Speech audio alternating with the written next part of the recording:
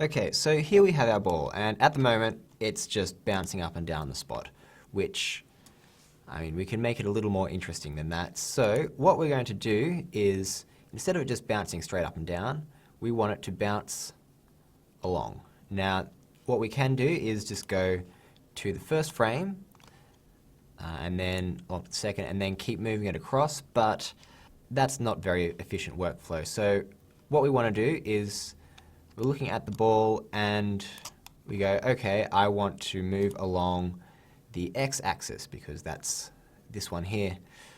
So what we'll do is, in the graph editor, you find your translate x. You'll notice that this is its only key that it has. It's the lonely little one that we set right at the start.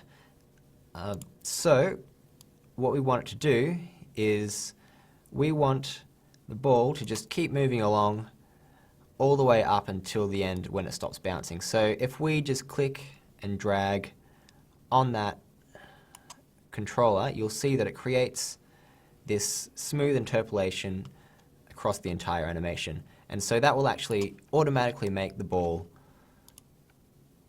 bounce from one point to another. Looking at that, it's probably covering too much ground. So what we can do is highlight this key here, and holding down Shift and middle mouse button, we can drag and go, okay, that's probably the distance that we want it to cover. And play that back. Now what I'm going to do is just cut the time slider off at 72 frames because nothing changes after that. And play it back.